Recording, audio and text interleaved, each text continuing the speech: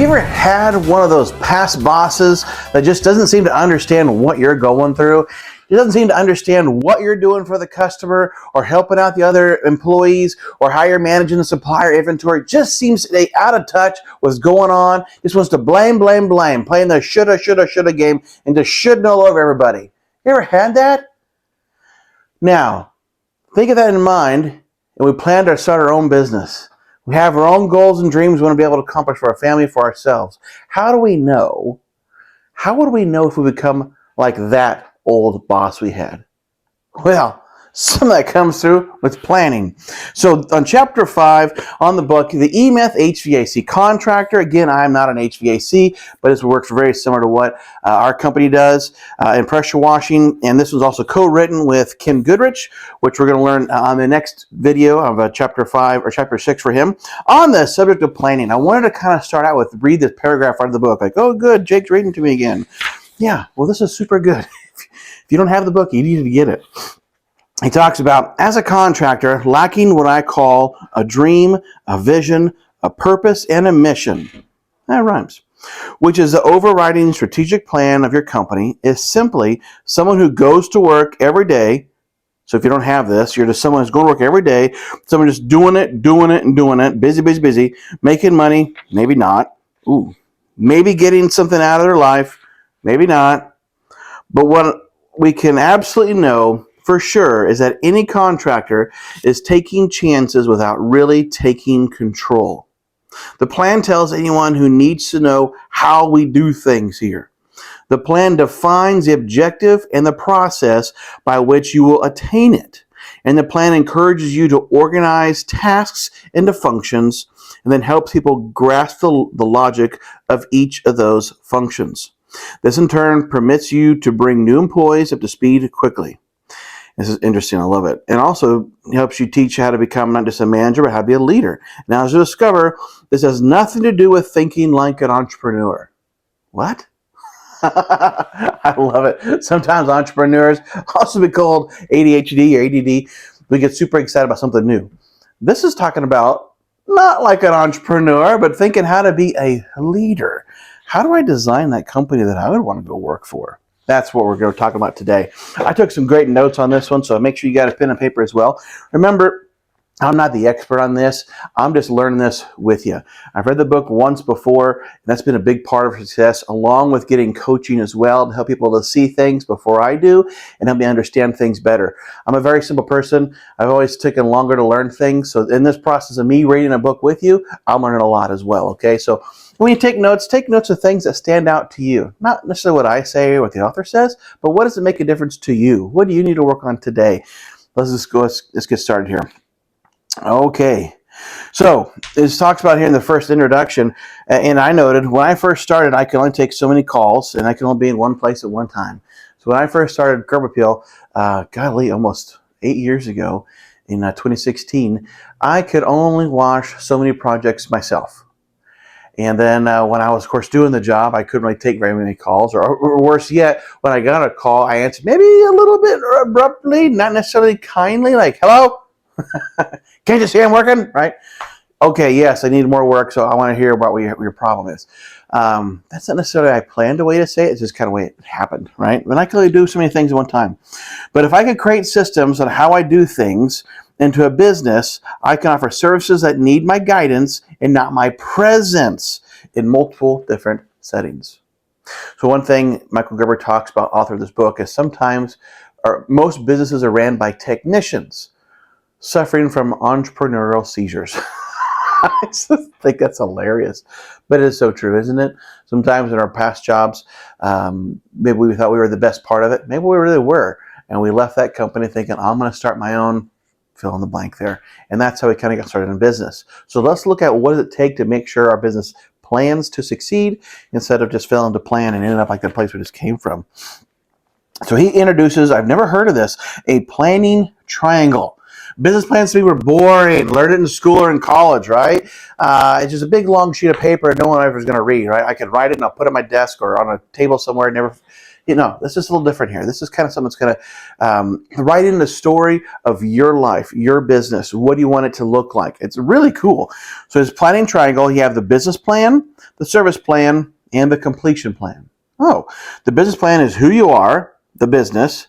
The service plan is what you do, the specific focus. And the completion plan is how you do it. How do we fulfill that process? And so one of my notes is we're opening up a new service this year, and I need to go through and make my planning triangle for this new service. I have it all in my mind, and things are not quite coming together like I want it to, from building our new truck to getting our sales person trained in that to also getting our technicians trained in that. It's not quite going together, and I can see why. I haven't detailed out the plan for everyone else to follow. It's in my head, but they're just not that good at mind reading. So he talked about this plan like a story. Describe the business you're creating. That's the first step. Second one is the purpose it will serve. The third one is the vision it will pursue. The fourth is the process through which you turn that vision into reality. And number 5 is the way money will be used to realize your vision. That's really interesting. So describe what you want to create. It talks about in this business plan, one of the very first section is, include what matters to lenders and shareholders. Now, lender is someone you might go to get a bank loan for a piece of equipment or a property. And then what's a shareholder? Well, a shareholder in bigger businesses are someone who owns a piece of that business, whether it be an investor or, this is a whole thing out of my field here, okay? But if we ever become a publicly traded company, stock shareholders, those who really have interest in the company making money. By the way, you're your very first company shareholder. So what matters to you? Financial projections. How am I going to make money? And what am I going to do with the money? That's a whole different thing. But how am I going to make money? Because that's important to us, right? And it also talks about using demographics to describe who buys and why. Who's your target customer? We have a saying called the target or the customer avatar. Maybe it's from the movie. I don't really know where it came from. What it talks about is, what does your customer look like? What do they do? Are they educated or not? Does that even matter? Are they a homeowner or not? Does that matter? All these kind of things that kind of describe as who's your target customer, what do they look like?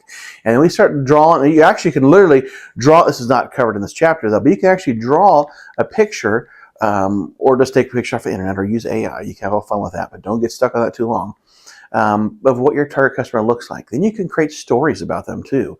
And that'll help you kind of address, how am I going to solve their problems for them? Or what problems they already have that I'm really good at solving, and now I'm going to make money out of this. So that's your business plan.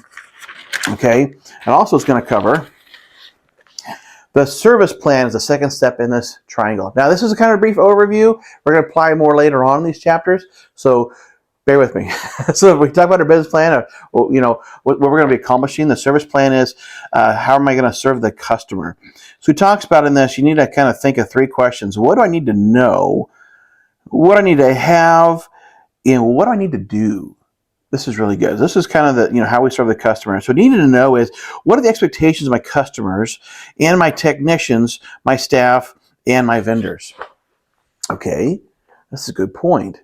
So for us, I'll just use the example I'm working on right now. We'll just do this together. The expectations of my customers this is going to be covered later on how they're going to find me though. But I assume their needs and gutters are going to be from, you can kind of fill in blank. I'll use pressure washing. We're washing, say, big tractor trailers, semi trucks, or we just call truck washing. I know what their needs are. They need to keep their fleet clean. It's easier to work on as a mechanic. And then we're driving down the highway. If a highway patrolman sees them and see a dirty truck, they can already assume the mechanic wants it clean. And if it's not clean, it may not be serviced. Ooh, this could be a good one to get a ticket for, because that's all kinds of problems with it. And thirdly, it's usually a public image. They want their customers to view them as someone who is a clean-looking customer. So I understand those expectations of my customers.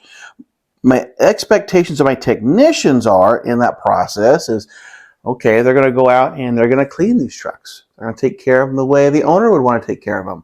They're going to look at all those problem areas and make sure they're getting those underneath the wheel wells or mud flaps, which is commonly missed because when mud falls off a mud flap on a highway and hits another car, that car gets mad, sees the company, calls the company, angry at the company, and then it comes back of, golly, we need to hire a better cleaner, or thank you that we don't have these problems anymore. I understand the expectations of my technicians, my staff. How are they going to answer the phone? Or my vendors? How quickly will they get us soaps? And then what kind of quantities do I have to purchase to get the best deal, right? Or how much can I store in my one car garage like we started out? Not very much. So all these kind of things is what do I need to have that recover? Goodness, I can't read my own writing. You ever had that problem? You can't read your own writing because you're so excited taking notes on here. So if I don't have enough resources, basically, if I don't have enough trained technicians, what will I do? So understand the role of my technicians. If I don't have enough techs, what do I do? Do I just stop serving? How do I hire new techs and train them? What will I do if I can't be in two places at once? That happened on jobs right now, and you're getting constant phone calls if you're in that position right now. How do I do this? I encountered this. What do I do now? What am I going to do then? This is talking about the service plan. How do I understand these things? What do I need to do? Is the actions. Okay, so we understand the haves, the resources. Now we're looking at the actions of the do to fulfill the expectations of the customer on time, every time, exactly as promised. So this kind of talks about, what will be the goal? What will it cost me to do it? And who will do it and when? And I would put on here, how will I know if I'm on target or not? So the service plan is how I'm servicing the customer, from what I need to know, expectations, what I need to have. Talk about resources. What kind of money am I going to need to buy equipment or have new technicians? And then also what I need to do. It talks about what am I going to be doing to fulfill these customers? And how will I know if I'm doing it right? Is it I'm going to give them mint every single time and they're going to be happy with me because of fresh breath? That could be an interesting point. Depends if you're solving a bad breath problem or just a customer interaction issue. And then this is the interesting part here. Now it gets into the last part of the plan is the completion plan. So we have the business plan, service plan, completion plan. This is interesting. I wrote down this as tactical. Now, here's someone say tactical versus strategic, and they're two different things. This threw me off. Here's a real quick thing. The tactical, I was thinking I know I've seen ads for tactical pants. I used to wear them in the military. That's for helping you do the thing, okay? And strategic is planning how to do the thing. Pretty simple, right? So on the completion plan, this is the tactical. This also could be known as your operations manual. Okay, like for example, we used an example a while back on McDonald's. And if you make a Big Mac the way it's supposed to be made, operations manual, you'll make Big Mac money. Okay, so this is talking about now the last part of your plan is how things are going to get done, how we do things around here, right? That was interesting because it talks about not only does how the industry do things. Okay, for like us, we're just going to wash a truck. What does that mean? I don't know, we're going to wash a truck. How we do things, from where we park our trucks, what reflective gear we're using, if we're putting cones out, how we're addressing our customer, all those things, that is going to be in your operations manual. That's also going to help you, we say, onboard employees much faster. We talked about earlier, what happens if I don't have enough technicians?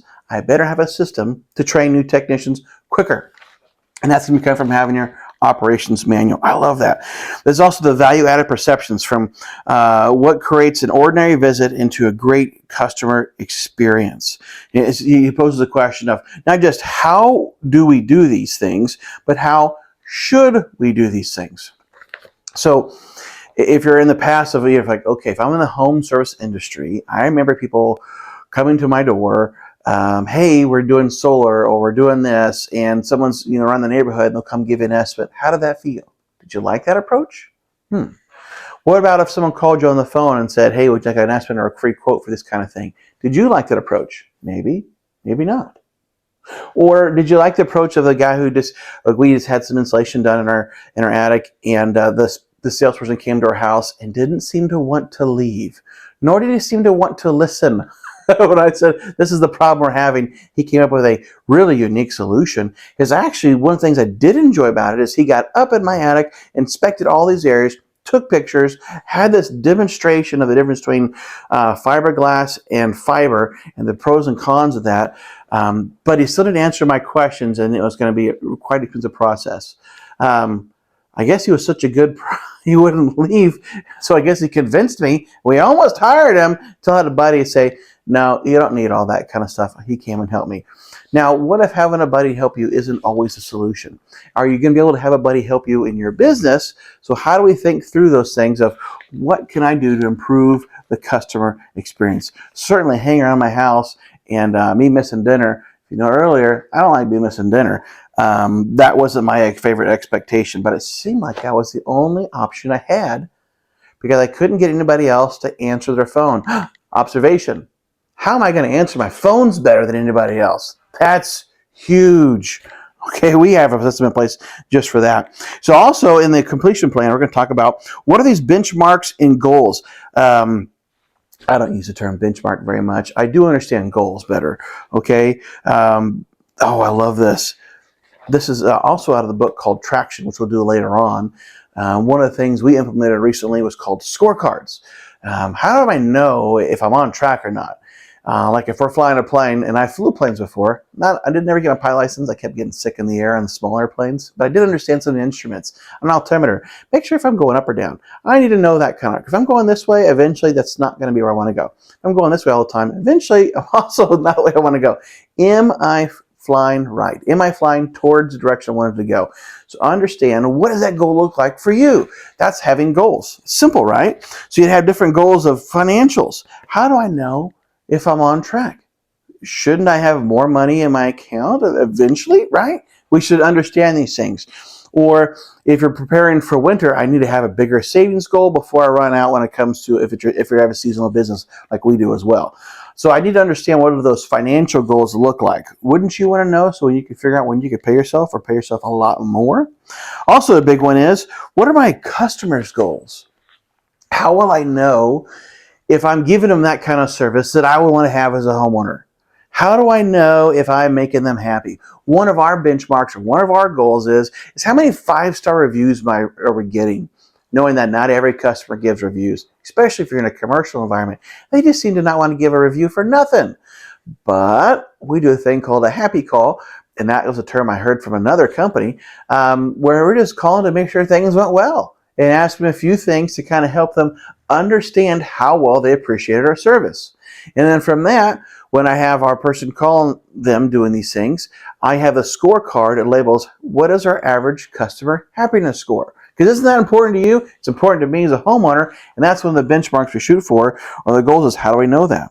Because in these scorecards, we have it for every single technician, from not only from how they load their truck, but also how they interact with a customer, how they unload it. The cool thing is we have a shop cleanliness score, our truck cleanliness score. We certainly have a callback score, but then our financial projections. I have a thing for a culture score. What's a culture? What do you want your environment to feel like? I have it for how many team meetings we've had. My favorite one, how many high five moments have we had? How many times have we celebrated the big and small wins? That's an important thing to me and my happiness score of our team. So we have that kind of score, and this is the neat thing is it develops kind of our management strategy, okay? We're now monitoring things that we feel are the most important, and that's going to be in your operations manual, how we do things around here. Now, what I'm going to kind of sum up here is, this is really cool. He talked about in this, to kind of come back full circle here, if you feel like right now in your business, and I felt this way many times, and right now it's a little bit I am, if you feel like all you're doing is putting out fires all the time, if you feel like all you're doing is having to fix somebody else's mistakes, or if you ever had to say, if I want it done, I got to do it myself. Well, that can only be said so many times, or your business is going to be very small because you can't do everything yourself. That was one of the challenges we covered in the service plan, when I can't be there all at once. So if you're having to put all those kind of fires all the time, maybe, perhaps, it could be that our system isn't correct yet. Let me give you an example. This for my son the other day. So imagine you've got a history paper. My son's in middle school. I love my boy. And he's having to turn this in for schoolwork, right? And he works on it real hard on the computer. He prints it out. And there's all kind of spelling errors. There's like historical data is inaccurate. And there's just commas everywhere. Like he did commas everywhere, right? And so what he does is he erases, on that paper he printed out, he puts white out on, he scribbles it out, he fixes it, notates it stuff, and then he hit prints again. And prints it out, and holy cow, it's the same thing over again. So he does it all the same kind of work. Oh my gosh, I'm going to do it again. He fixes it, he whites out, changes all the commas, labels everything it came from. Hits print, it comes out a third time. Now, I know the story may seem a little redundant, but sometimes the expectations we have for other people is the same way. Why? What needs to change in this example? Not the paper, the programming. So think of the systems we have in place for a company as the programming. Like right now, I was having an issue in the past, which is a great example, of our virtual assistant who was calling some of our customers and doing the happy calls. But I wasn't getting the questions answered that I had in my mind. So the problem was I was getting upset about this, having to tell her, why aren't we getting these things, kind of asking simple questions, but it was because I didn't have my plan of expectations. We talked about the service plan. What are my expectations for the customer? So if you feel right now I'm stuck in this trap of I'm always having to put up fires and I just can't do what I want to do, and why don't people just understand what's going on? Do they just understand the amount of weight I have on my shoulders, that if we don't make happy customers and we don't get paid and I have all this rent and my wife's going to hate me because I'm not bringing home money like I promised I would? Maybe I need to create that plan of expectations. Because if I become that angry boss and I'm blaming everybody else and just shoulding on everybody, they should be doing this, I am becoming that same environment that I left earlier. Do you want your company to be that same kind of environment that you left? To now you just started another thing with another different name and people should come work for you because you're a different name. So think about that. So in the planning stages, what do I want my company to look like? And how will I know if I'm getting there or not? Also, how will I know if I'm off track? Ooh, this one hit hard and it kind of stuck around and it kind of just punches you, right? I have so many things that I can think about. Like, I need to improve. I want my team to understand what's going on better. I need to write down these things in my mind. I need to take a time to show them expectations to make improvements. So check out for the next chapter on chapter 6. Now Kid Goodrich is going to write his term on this one called Plan Your Dreams. I love it. Thanks for tuning in. We'll see you next time.